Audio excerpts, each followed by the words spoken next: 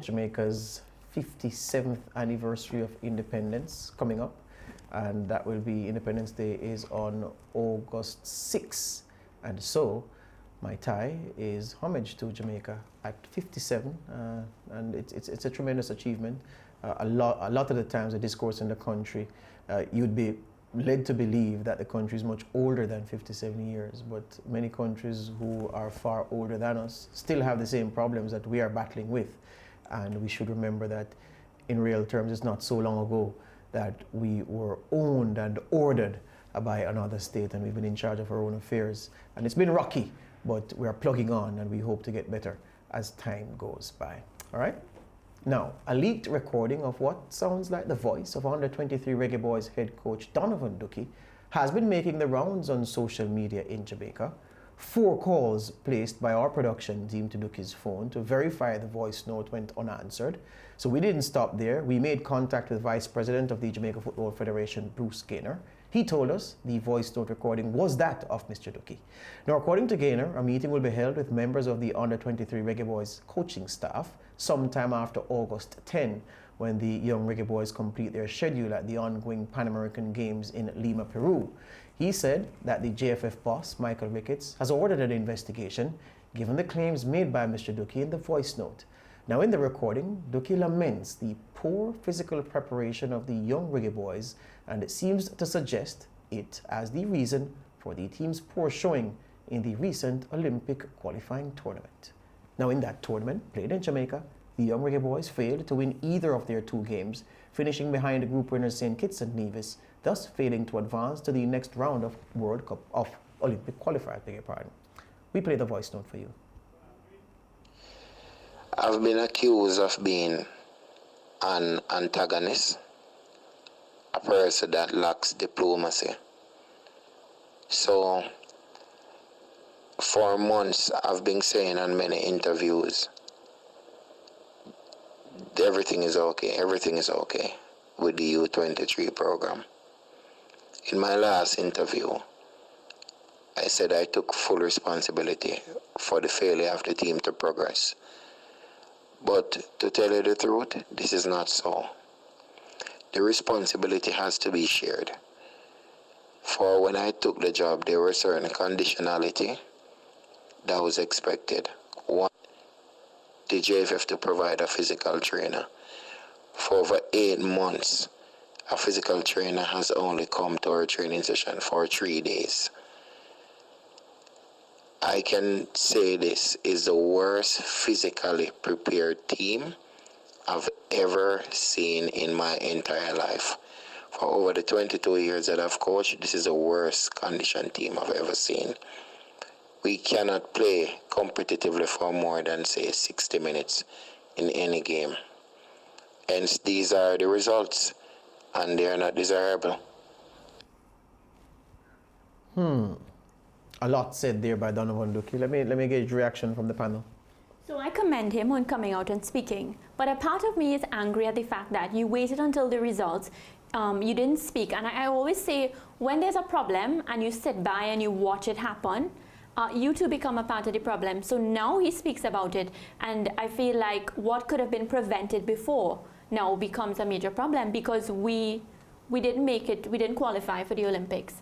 And of course, if he had spoken out before, brought it to the forefront, then of course things could have, it would have caused an upset, it would have struck the wrong chords, but he could have probably prevented us from losing all those matches.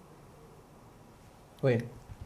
I'm going to go in a different direction from Mariah, in the sense that I can't imagine that you would have sat by and said nothing. You must have been having conversations with the powers at B to say, listen, this is the situation. He must have voiced his concerns and his disappointment in the fact that the lack of support in terms of getting the team fully prepared. However, the fact that he has decided to go public with it, that's another matter. Obviously, he's thinking about that he's going to take a break for a long time from this JFF. Once you come out and admonish the JFF, they're going to look at it as if you are basically bringing the JFF into disrepute. And therefore, he's prepared, obviously, to be fired, and therefore he's speaking out before the hammer is brought down on him. I'm very disappointed to know that, this is a serious tournament for us to try and qualify for the Olympics. We have never been to the Olympics right, into the football represent. We've never, and this was an opportunity for us, and it's wasted because of lack of resources. And I mean, I'd love to hear what the president is going to come out and say about this. He has ordered and some kind of investigation into it, as if he knows nothing about it. But I am waiting with bated breath to see how this one will pan out. George, Wayne said something important. Are you saying that he's going to be fired because he spoke out? Usually when this happens, when you come out like this, usually they find a way to get rid of you, and it's going to happen. And therefore, once he comes out and say, listen, I'm speaking the truth here, they're going to look at it as he's bringing the JFF into disrepute, and you should never go public. When I like it might be even his employment contract that he's not to do that, and therefore, the fact that he has come out and said that a lot of teams have tremendous problems, but it's part of their contract that they do not speak out of terms. Even the West Indies team, they cannot speak about anything about the tour until 6 months after.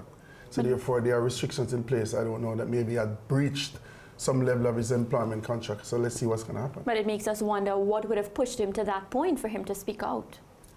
Well, here's the thing. Based on my information, Duckie didn't go public. Duckie sent a private voice note to someone who leaked the voice note. So that's a different thing. Because it's in the same way, many of us who are practicing journalists, to be a successful journalist, you have to have sources. You have to have people in the fray in the various activities with whom you are close or to whom you are close to give you information to further your journalism. Or as well as you are going to have people who you are close to, who you share certain information with. Based on my information, Duckie may have been undermined, wittingly or unwittingly, by someone who he confided in. So he sent them a voice note about certain problems he was having, and then this was leaked, because it would have been a totally different matter if Duckie had gone public. So based on my information, Duckie has not gone public, but his private views have been put into the public domain. So that's one distinction.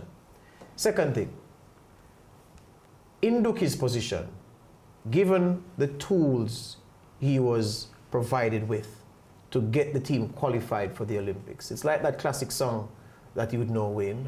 Mariah may not be steeped in Jamaican music as you are. Apologies, my dear. The Heptones hit Book of Rules.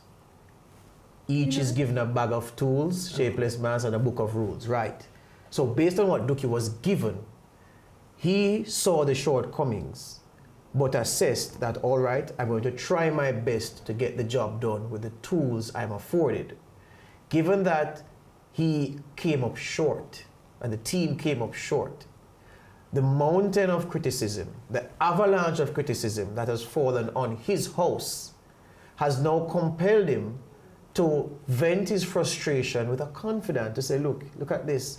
I'm getting all the blame saying Duckie no good, Duckie is rubbish, Duckie is this, Duckie is that. When people don't know what's when really and truly, it is that the boys were lacking physical preparation and so forth, and in 8 months I only got a physical trainer three times and all that. And then that person, maybe trying to do good, trying to say to one of Duckie's most vocal critics, look, ease off, Duckie, because this is the real story. Then that critic got the voice note and said, and sent it to someone else and to someone else, and then it got into the public domain. There you go. So I'm partly sympathetic with Duckie. The big question is this: if we are to take him at his word, and that indeed there was no physical trainer for the time identified, then the president of the federation has some serious questions to answer, and the federation itself has some serious questions to answer. So at this time, I will hold my fire and keep my powder dry until that investigation is done by the JFF and the findings presented in August, to see, okay, so you've investigated. Is it true that Duckie's team was not afforded a physical trainer more than 3 times in 8 months? And if so, why? And if it is not true, what sanction do you levy on Mr. Duckie? Although, as Wayne said, notwithstanding that, well, he can get away because he can credibly say, gentlemen, I made no public comment. I made a private comment, and there's nothing in my contract that precludes me from making a private comment, because you've made private comments about many things. Yeah, but those who you've made a private comments, so keep them private. Yeah, but George, there are consequences for these things. Remember Andrew Price, he sent an email and it got to the secretary, and what happened? Yeah. It was suspended for 10 days. You remember the owner of the LA Clippers was having a fight with his girlfriend on the phone, and it cost him the LA Clippers. I'm saying to you, there are consequences. No, but hold on, there's a difference there. And that was a private situation. But there's a difference there. The Donald Sterling issue with the LA Clippers, so we're going to address them one by one. He made racist comments in that conversation with the girl, the girl V. Stiviano. When he was confronted about them, he doubled down on the racist comments. So that's the point. So that's where he got into trouble. That's where he got into trouble. That's where he got into trouble. And you know how racist things go. Whether private or public, you're going to get in trouble. You're going to get in trouble. In terms of Andrew Price now, the people he was talking directly to, he actually said what he had written directly to them. So there was a problem to solve. And remember, the General Secretary, who was in the firing line of Price's wrath, actually acted. So I'm saying it was a direct thing. Acted He did. You're correct. He did. But I'm saying, Duckie can credibly say, Wayne, if there's an issue at SportsMax in the lunchroom, and rather than send an email to general staff, or go in the lunchroom when staff are having lunch and say it out loud for people to hear, I say to you via WhatsApp message, Wayne, so-and-so is wrong with the lunchroom and I don't know why we don't fix it. And you take that message and send to people. Even if I am sanctioned, I'm suggesting to you that I can't be sanctioned on the fact of going to the masses. Judge? No, listen, I cannot. It's down to say we're on a flat right now round, which is it? Level. In the level. Yes. Let me tell you something. Now. Listen, there are consequences. I use that word, consequences for these things. The fact that you didn't say it publicly, it does not, no, that's not the word. It mitigates. Right. It does mitigate, but it doesn't erase the fact that it was said. Yes. And therefore, I'm saying to you, George, that the fact that it came public, they could say simply that it was an orchestrated thing, he had planned to do it, and therefore he's presenting his position as if to say, I'm talking in a private situation with my brethren. That's a good point. That's a good point. They could look at it like that. That's a good point. You know what I'm saying? And the fact that it is out there now, I can't see him working anymore for the JFF. No, but hold on now. What I'm saying, be clear what I'm saying. I'm saying that where it is that you're saying, remember, the comments by themselves are damaging. But how did those damaging comments get into the public domain? And that's where I'm at. I'm saying that on the point of the how, not the what. Yes. The what is another issue. They can hold him on that. On the point of the how, he can say, look, you can't throw the book at me for the how because it was a private message sent to someone who betrayed me. And we all talk privately and stuff. There you go. So, okay, so going forward now, okay, fine, they have accepted the fact. But I don't feel they would forgive that, though. The fact that it's a private I'm telling you, they I'm going to say like the fact that he's saying bring it into dispute. The fact that this is out there now, whether he's speaking the truth or not. If it's after the investigation, it turned out that he is correct in saying that he only had the physical trainer for 3 days and therefore he cannot be held responsible and therefore solely responsible. Solely responsible, because the physical trainer does a totally different thing from him as a coach, right? And so on. If that is the case and it's established that he was speaking the truth, the fact that it is out there and they have been defaced for it, how do they move beyond that with Duckie? Considering the fact that his record as well, he's very respected locally as a coach, upcoming coach. How will they look at that now when his track record is not the best in the world? You've raised an excellent point. On the matter of Mr. Duckie's track record, it is easy to belittle Duckie's achievements or to rubbish his achievements or to say that he's not a good coach. But what is the truth? The truth is that Donovan Duckie, in my time watching football and monitoring football, has improved almost every team he has coached. So a relegation-threatened team, Duckie takes charge, he reaches a final. What else? A team going nowhere, yo-yoing, Duckie stabilizes and makes into a contender. So tell me that Duckie has a poor record winning finals, which is true. That is no. Yeah, that's locally. We're talking about regional and international record is not a so I'm saying, so talk to me, Mariah. The way how we set up, George, people remember the last thing. No, but I'm saying it is our responsibility as opinion shapers to put into context exactly what is happening. So I'm saying, tell me that the man has an awful record winning finals. But don't tell me that he's a rubbish coach, because there have been coaches who've won the odd final here and there, whose record of improving football teams is nowhere as good as his. But his record locally in terms of improving teams, as they mentioned correctly, will not help him and save him in this situation because his regional and international record is not. We're coming to a break, but I was addressing the first point about Duckie's record. So we've dealt with that. So I'm saying to the excellent point you raised now concerning whether or not what the JFF is going to do after their investigation. The JFF is not liked as an organization, not because of what the Ricketts administration has done, because the Ricketts administration hasn't done anything so injurious as to cause people to dislike it. You think so? But the JFF, that's just one thing. The JFF, though, because of 98 and us qualifying for 98 and never going back and never coming close to going back, it has a lot of bad will, if I may call it that, because of that. So Ricketts inherits that and he has to hug it up. Yes. If the JFF wants to get some credibility, you know what it can do, Wayne? And I like the way you set up the point you just set up a while ago. We're agreeing this is rare. Very. The JFF can say, okay, we've investigated. And there is truth to what Mr. Duckie has said. The high road.